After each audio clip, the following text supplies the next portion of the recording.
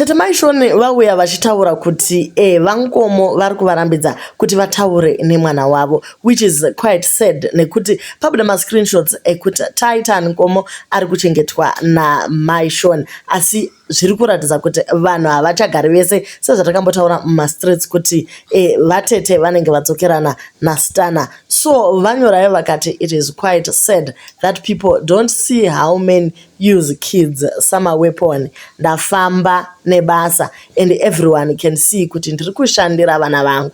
Baba Nandi then vanondiblocker from having contact with my daughter because he simply just hates me.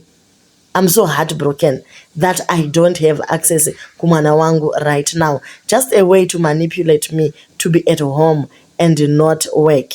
I am not even calling his phone, but iPad yemwana, and I'm blocked on the same iPad yandakatenga kuti ndicommunicate naye. This is just abusive and a heartbreaking. You are not depriving me of mwana wangu, but uri kudeprive mwana wangu of mai vake. Ndobva paratidzwa efoni yaNandi yakablokwa, havakwanise kufonera Nandi anytime yavanofila like talking kumwana. So pese panoenda tete maishoni out nebasa, Nandi anogonawo kumbonogara nababa vake, asi vari kunzi baba havachada kuti Olinda afambe achienda out nebasa, so vari kushandisa mwana. Kana riri godo rekuti munhu asiwa ndo zvinozoshandiswa mwana panyaya dzevanhu vakuru. Mwana mudiki akadai ndopaunoona kuti vedu venyaya dzekudhivhosa idzi kaidzi paine vana inyaya dzinorwadza, uye vana ndo vanonyanyisa kusafa muprocess yacho.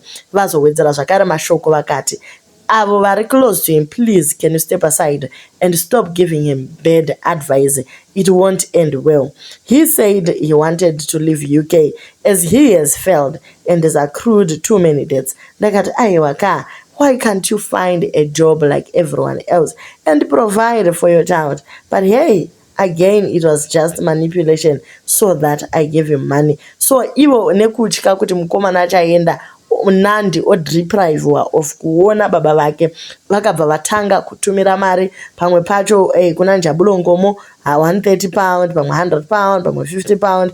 Musi wani next time post tumigwa imwe 100, imwe 200, imwe 500, zvichienda zvakudaro.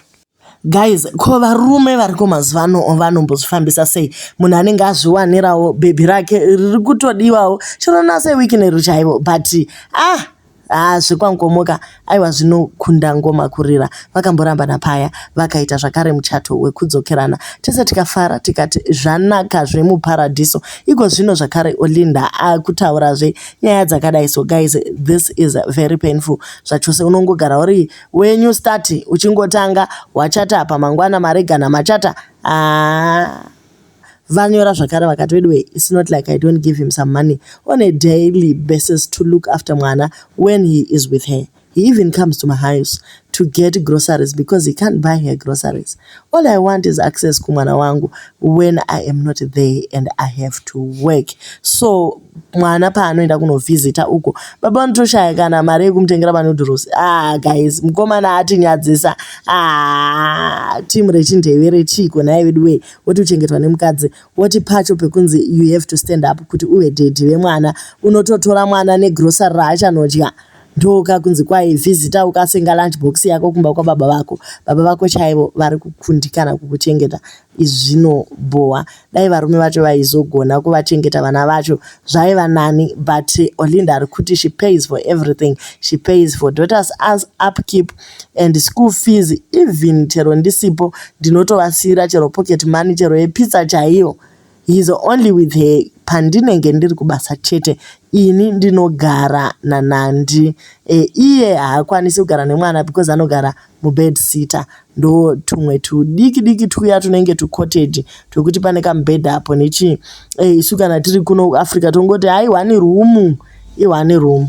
manetizens as usual vauya vakati takazviona kare baba Nandi takavaona kuti itype inoda kunyengererwa ine kahutsinye kakawanda zvekuti we all blame my Nandi in everything but murume ari wrong. Olinda Chapel agreed to that. Tiwo ndokuti now that you posted your daughter's iCloud email address online, baba Nandi must deactivate it completely. Mozotaurirana wadzoka kukanzi aiwa baba vatoideactivate. That's why ndichikuonewa chero kufona. It is so sad and heartbreaking. When the elephants fight, the grass suffers. Parents do not use their children to spite each other. It is wrong. Vana havana mosha. Vane right to both parents. This matter seems to me that you would benefit from ending this relationship. Your marriage does not appear to have a viable future considering his actions most of the time. At least you tried. Nobody can say you did not. But at some point, you have to choose yourself. Siyana na Nkomo. But you know, nechoti isusu kuno kuma streets togona kuti siyana na Nkomo, siyana na Nkomo. Next thing kune kunza no man is formed against us shall prosper. Vedweka guys toona love lives here. Chichi hashtag Mrs. Nkomo totoona kuti aiwa zvinhu zvemuma streets data zvirega.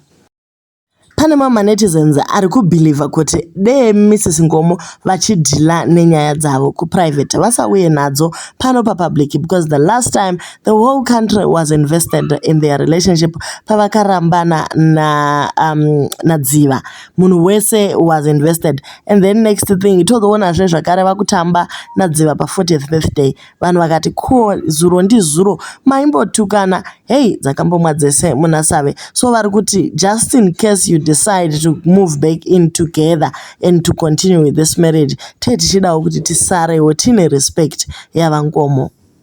It sounds incredibly painful and frustrating, but as hard as this is, you might find more constructive to address these issues directly with him or through a legal avenue rather than here on social media. Keeping things private can sometimes help de-escalate tension and maintain a focus on solutions that prioritize your daughter's well-being. I hope you find a way to resolve this as soon as possible and reconnect nomwana wako.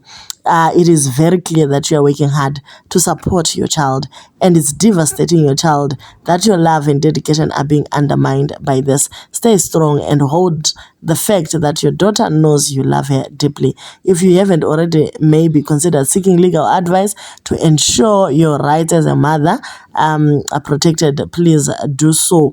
And rambai muchishandira mhuri yenyu amai. Hey, askokoka manipulated the game, mastered the game of manipulation.